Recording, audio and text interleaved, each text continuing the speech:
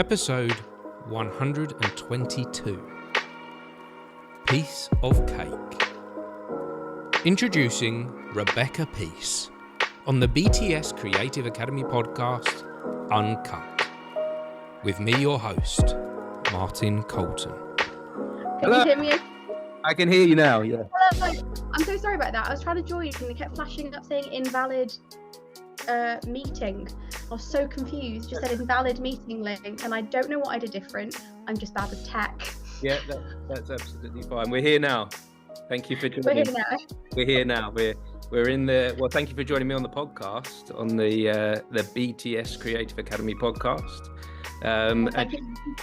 You are Rebecca Peace, yes?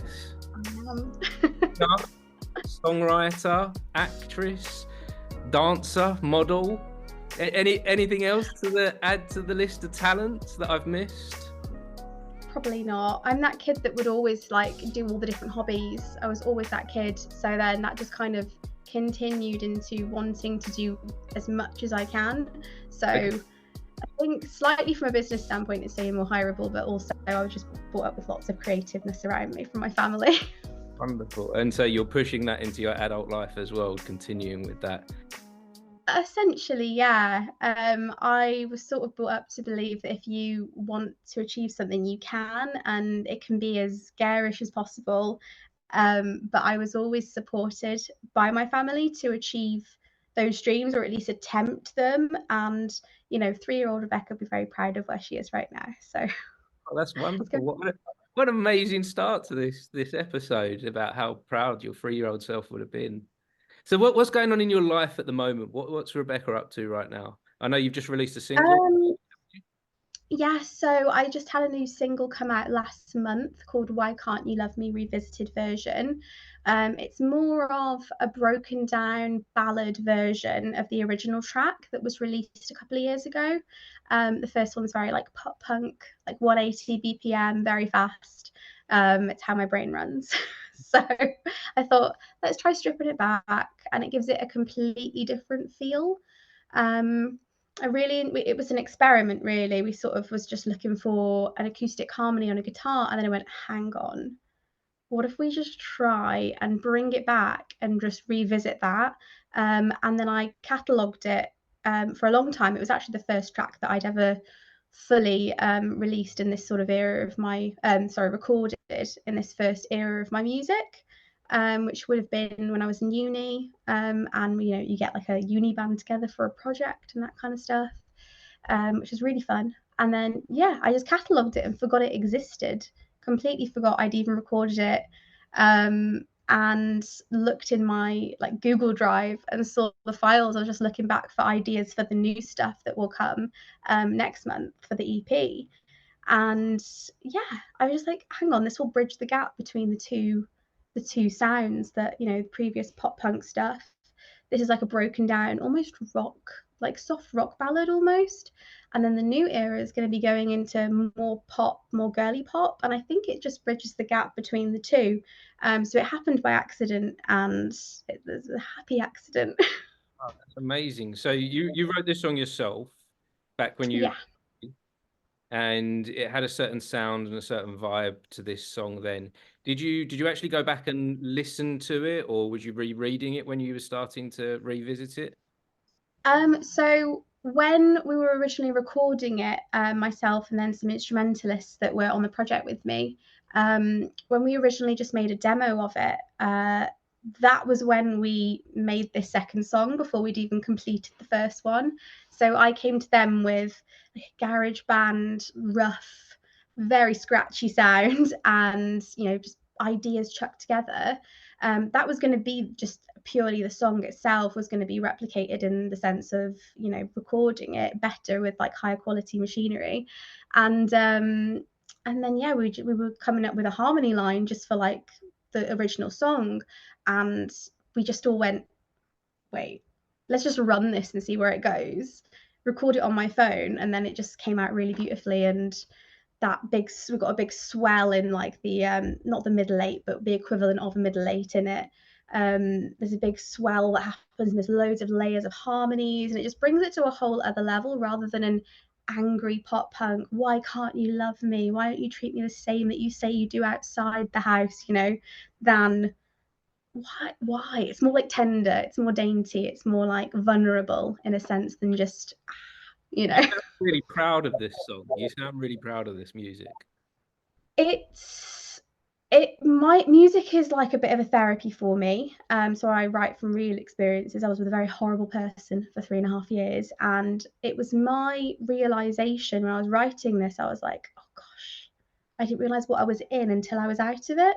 And it's sort of like my strength came through with writing it to discover what was I really going through that I didn't realize I was going through. And yeah, it's a very personal project for me. Most of my songs are written directly from personal experiences, and I just get inspired and I'll just get a little tune in my head, or I'll get some words in my head and I'll just put them in my voice notes, and before you know it, it becomes a song in the next like half an hour, and I've just smashed it out. Because when I have an idea, I'll just sort of, if I'm with anyone around me, I'm like, I'm just going to have to go do a thing. I've got to get this down, or I'm going to completely forget what it is. And it's the classic. I've gone to bed before. My head's hit the pillow and my brain's gone. Do you know what ideas come? It sounds so for me when I'm in the shower, when I'm not thinking, Oh, yeah. when I'm not thinking about anything else, when I'm, you know, just Yeah. doing a mundane thing or going for a walk, that's when the ideas start to flow or the dots start to come together for things. Is it Yeah, I think when you've got a bit of quietness almost, when you have that quietness, your brain starts to go, oh, we can create now. yes, it's like the time to like make it. It's almost like you allow the brain to be free for a moment, don't you? Yeah. How do you get down your ideas though if you're in the shower? Do you have to quickly grab the Well, I grab the phone when I get out, but I've been thinking about this recently that I need to get a waterproof like notepad and pen. I'm sure they must be out there. I'm I've sure. genuinely, like, written in the mist on the shower door before a couple of lyrics, and I just sang it in my head until I get out. Yeah. You just use the shampoo or something, or like I don't know, but I'm sure You there got must be to something. But my phone's waterproof. I think iPhones are waterproof now, aren't they? And a couple of I times I've just been know. like, I I've mean, they say I've they written. are, but I don't trust it. 'Cause when I was younger, I think one of my first phones went through a washing machine, so I could have definitely done with that then. Yeah. So it sounds like that writing music and being creative is a type of therapy for you, would you say? Yeah, I think it's, a really magical way to process things because you can turn it into some beautiful art, and it definitely helps me manage lots of different things. My life moves quite fast and there's always something going on, but I always try and turn it into a positive, whether it be a positive or negative. You know, I try and use that to my advantage and just find it a way to keep me going almost, but also it's something that really excites me as well. Mhm. How does that feel to be able to release some of the past traumas that you've had, some of the past upset? You've put it into this creative thing and you've released it. How does that feel?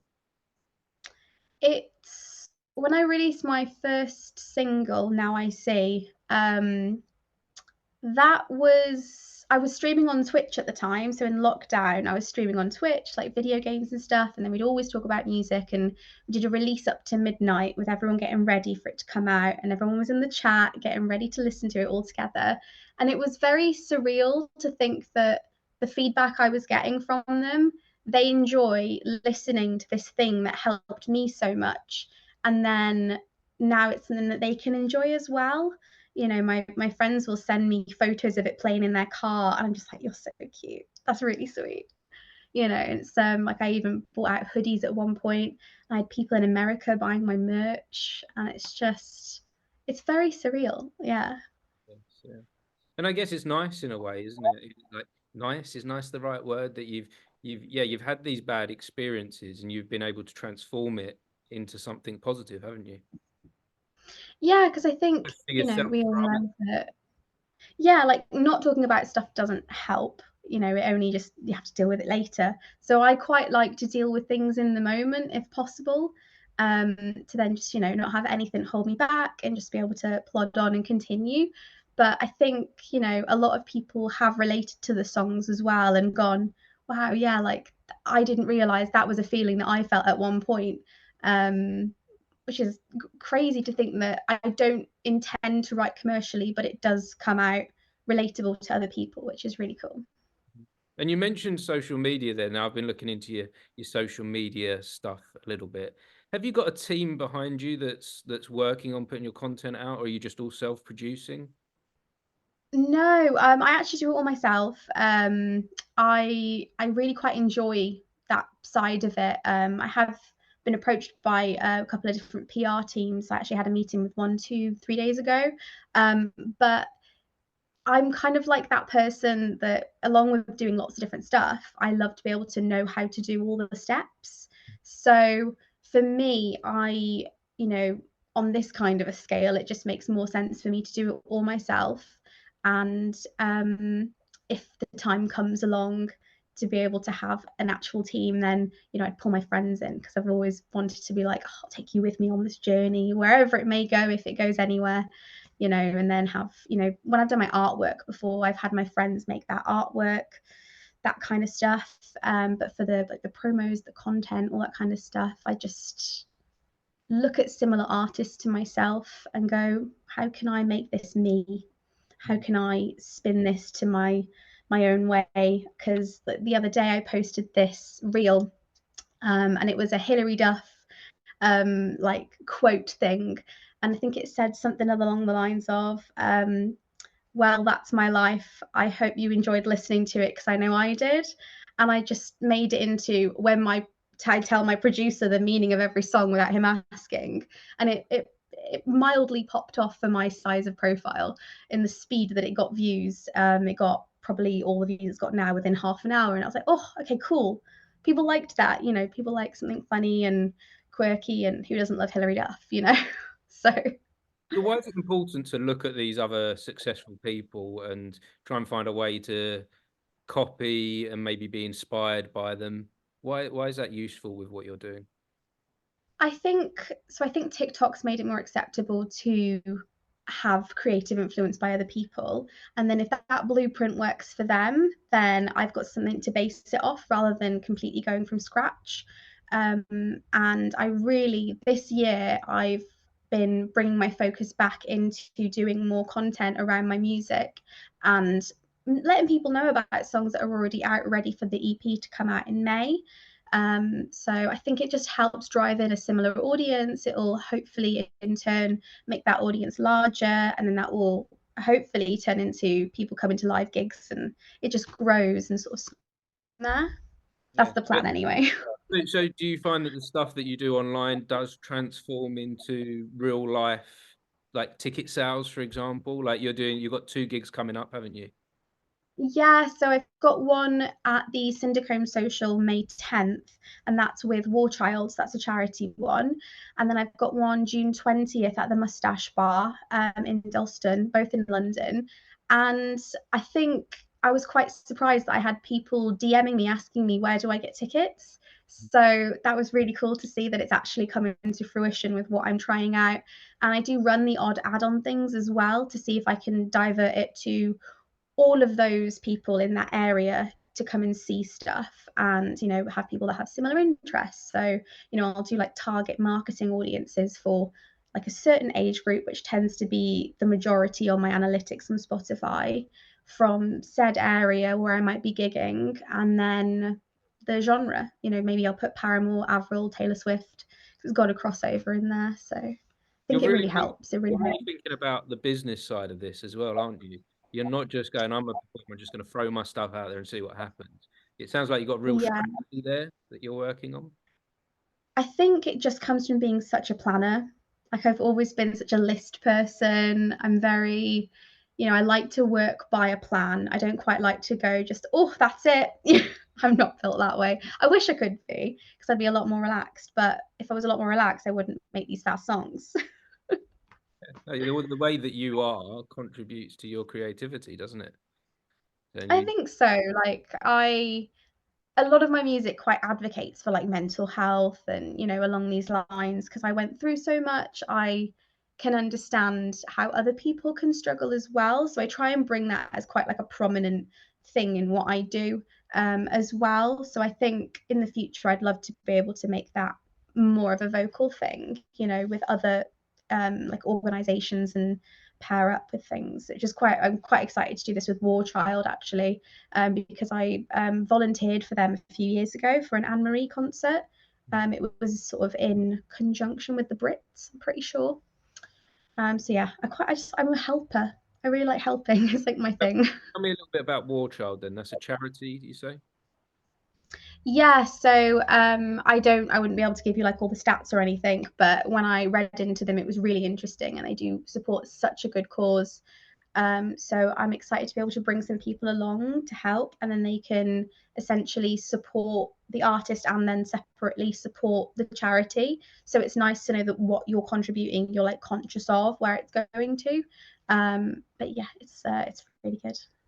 That's really nice to be able to do that, and you know, at a level that you're at as well, that to give some of your focus to that, because you've obviously got to put a lot into your own career, but it's really nice that you're. Yeah, so I don't know. I was a young carer for my mum from the age of 9, so I think it comes from that. Okay. You have that history. Um, Oh, have I lost you there? Oh, you're back. We froze there. You got me. So yeah, you're taking that from the experiences that you have. You've taken that again and gone, I want to help others that have been in a similar situation to me. Yeah, I actually have a song coming out on the new EP for my mum because I've never actually released one for her before. Um, but it felt like it was time. You know, she still struggles now, unfortunately. But she's really strong and she's always inspired me to work harder. I feel like I always have to do like double. Like the other one is for her, you know? And yeah, the new song will be called I Don't Know How She Does It. And it literally is like I always thought she was invincible. You know, I looked up to her since I was little, all this kind of stuff. And it almost sounds a little bit Ellie Goulding, accidentally. It's Tell just me a how it little bit came out. about It's a little bit fancy. the you just said about that you sometimes you feel you have to do double. What do you mean by that? I think my business mindset and being so determined comes from sort of wanting to live out my life to the fullest because I know that my mum was held back and she's always wanted me to just try and do absolutely anything possible. So that's kind of the deep rooted thing for it. Yeah. Oh, right. So you have this deep rooted feeling that you want to make your mum proud because of the life that she's sort of missed out on a bit, and you want to Yeah, share. for sure. Because I'm 29 and my mum was 36 when she got poorly for the first time. And I can't imagine that. You know, it's a big jump, you know, of time where she's missed out on things. So I quite like to, you know, FaceTime her when I'm doing certain things and then she gets to live through me. I actually went to Japan last summer with my partner and I was FaceTiming her from Disneyland and that was like a childhood dream of mine to always be able to go to Disneyland. I'd never been before. So when I was there, it was like, oh my gosh, like one, I'm in Japan. Like what? And two, I'm in Disneyland. Let's FaceTime mom and like spend it with her. So I shown her like the end of it when it was all lit up and beautiful by the castle. Yeah, it was cute. So there's something that I do get from you, from looking at your stuff on social media to listening to your music. You do come across very personal and very genuine. And we've only just met on this Zoom call for the first time, but going through your stuff, I feel like I know you. I feel like that you really are trying to show who you are on social media and who you are within your songwriting. Do you feel I that? love that and I'm glad you think so. Is that what I don't sorry. okay? I don't consciously do that, but that's just sort of who I am as a person. I'm quite an open book and it's just how I'm built really.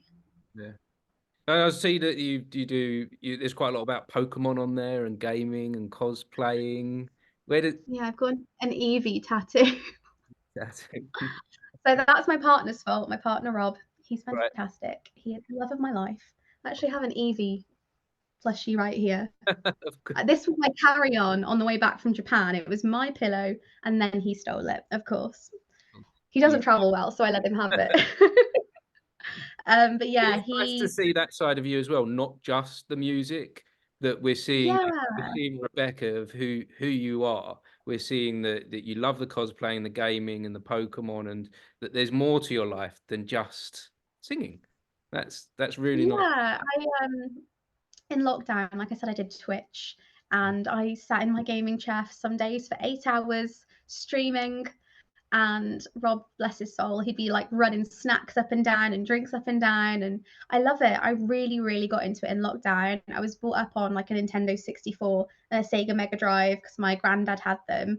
I was And going we to say played a Formula you're not 1 enough for game. that.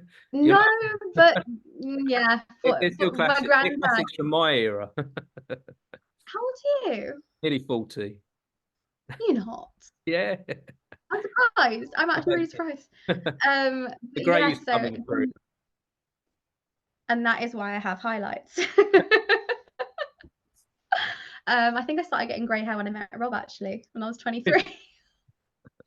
But yeah, we've been together 6 years this year, and we love all the gaming stuff. And he introduced me to Zelda over lockdown, so I played Breath of the Wild religiously. I must have put in 400 hours, and it's now my favorite game ever because I've discovered I love open world games. I just love like the flying and the collecting, and then when I get brave, I like kill the enemies. My daughter is obsessed with that game. I think Really? you were saying yesterday how she's played it 6 times, and she hasn't moved on to the second game yet because she's still so obsessed with the first game. Yeah. I bought her at Christmas time, and I was like, "Why haven't you started playing it yet?" And she's like, "Oh, I haven't finished. I'm still playing. I'm still playing Breath of the Wild."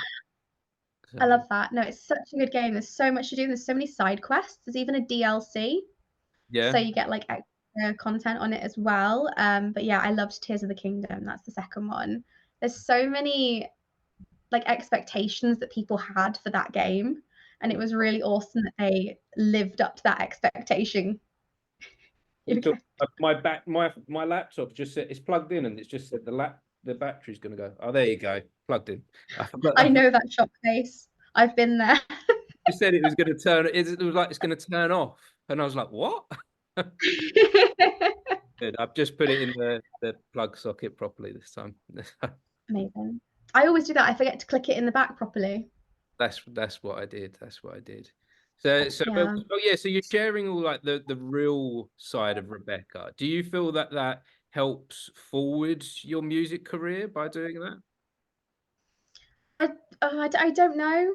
It's a real answer, but it's still like it's like my little blog, if you like. I just love naturally sharing stuff in the day and post about random things. And I recently got a dachshund who's called Mr. Hudson, named after the Hudson construction from Zelda.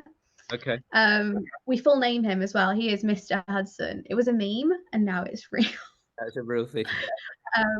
So yeah, I've been like sharing him a lot, and people love him. He's just so cute. He's so good. He's going to be 5 months on the 21st, so he's still a little baby.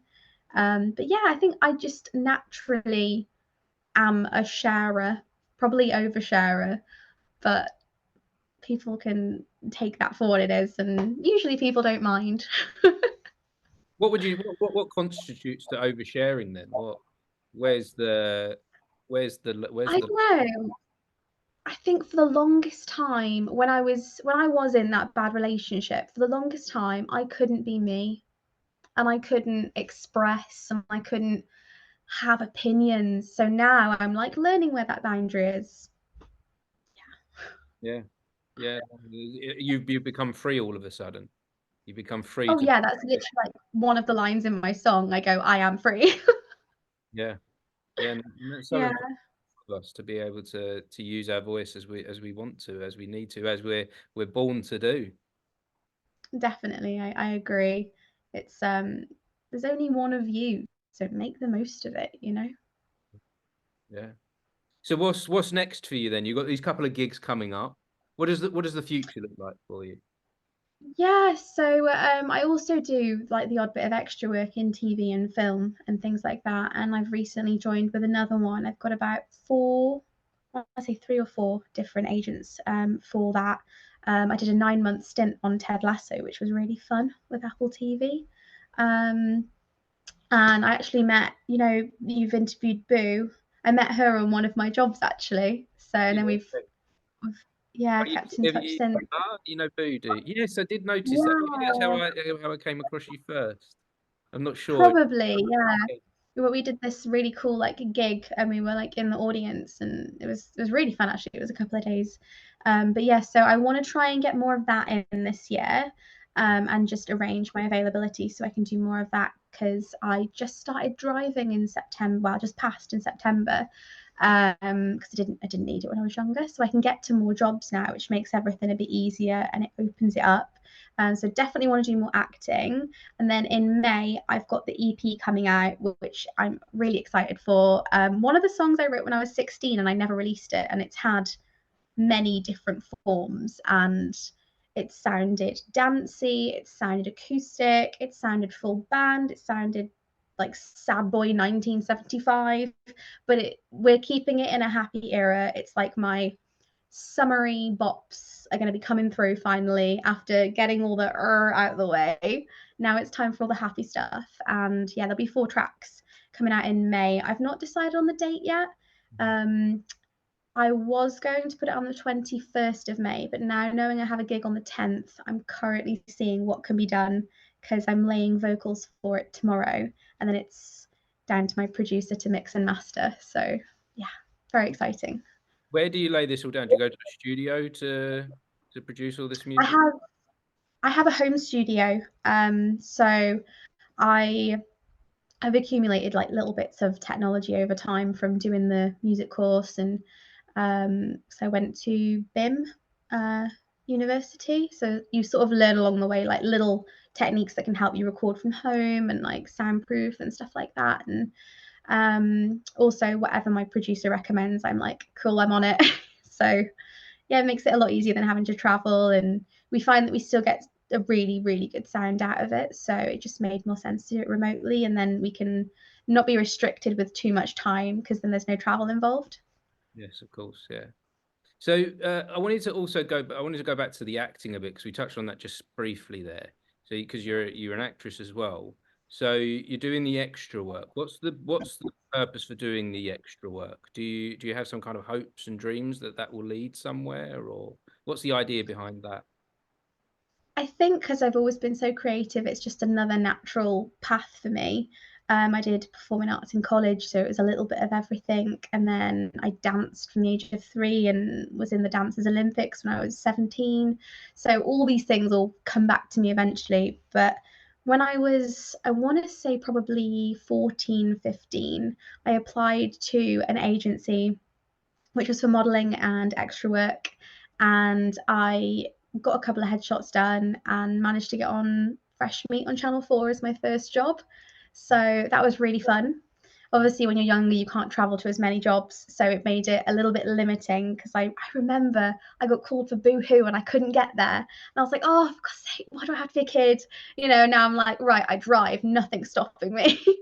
So it's one of them things I've always like dipped back in. It's not going to be my main passion. It's always going to be music. I'm always going to want to be more successful in that. But I was able to get jobs in extra work, so I definitely took the opportunity. I wouldn't say it's like the easier way that I was able to get into the creative industry, but it was definitely accessible for me at the time. And then yeah, I've just ended up joining different agencies as I've moved around and gone to different places.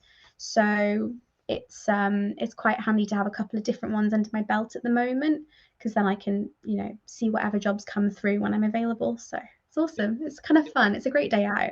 Yeah, I've done so much extra work over the years. I've recently trying to work out what all the different things that I've been in, but it is a great way to keep be part of the industry, see what's going on, and get used to being on a film set as well when you're starting out.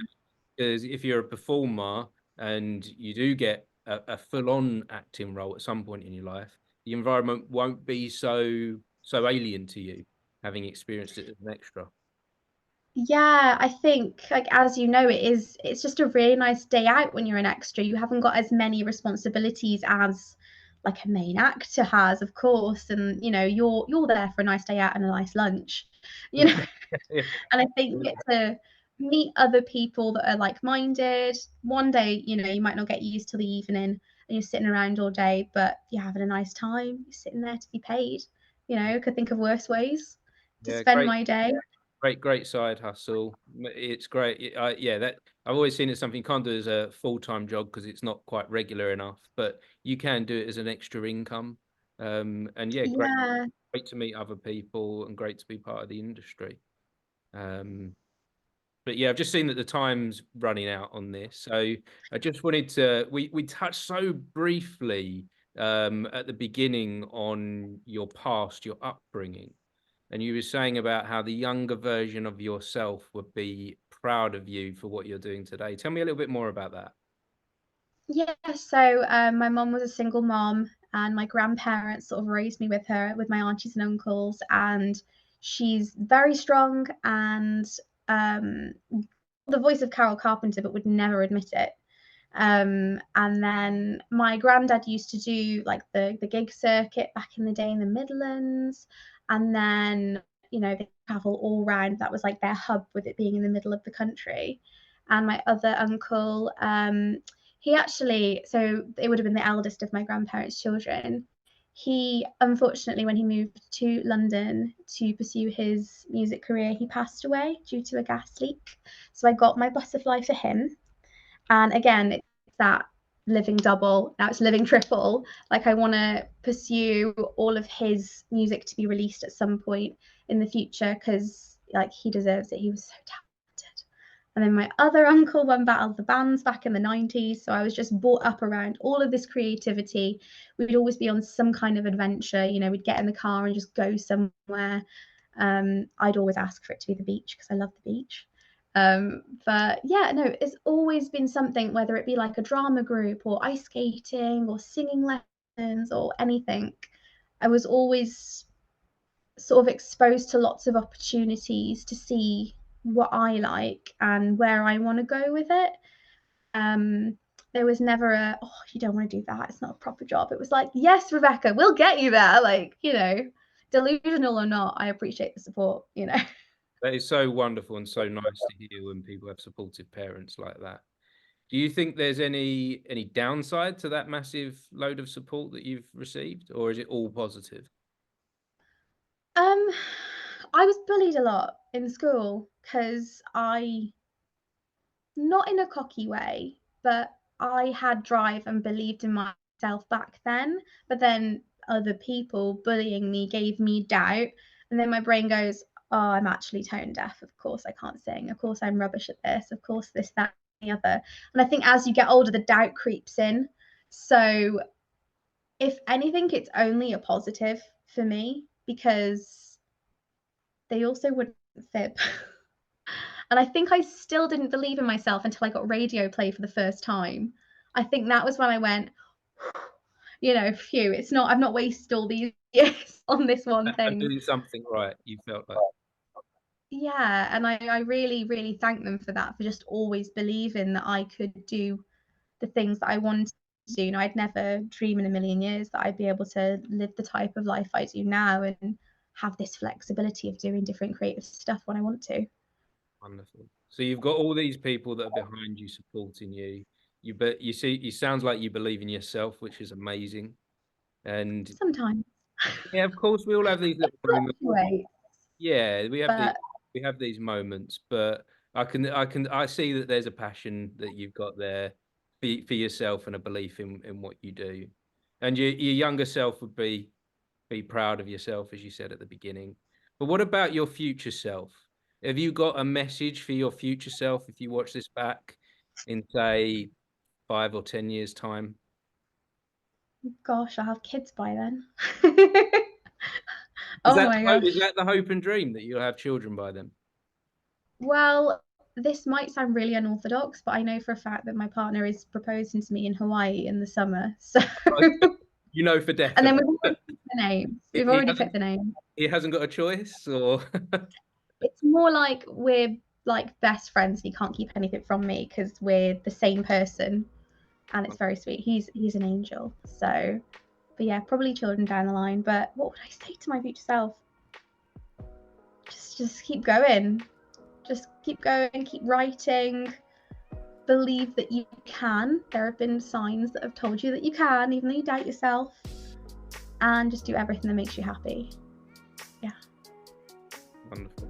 What a nice place to leave this on. Well, thank you so much for joining me today. I feel like I could have talked to you for a lot longer than we have for hours. Maybe one day I'll have to get you in the chairs, get you down to the theatre, and we'll have a chat. No, that'd be lovely. I feel like I have so many things to ask you as well. You know, like I want to know about all these extra jobs and all the different creative stuff that you've done. Oh, thank you. Well, yeah, like I say, we'll catch up again, and you're always welcome to come back on the podcast later on if you wish. So thank you so much. We'll leave it on. Where do people find you if they're listening today to this episode and they want to find Rebecca's music? They want to find you on social media. What do they need to do? You can go to rebeccapeace.co.uk or look up Rebecca Peace on Spotify. Wonderful. Thanks again, Rebecca. Thank you. See you soon. Cheers. Bye-bye. Bye.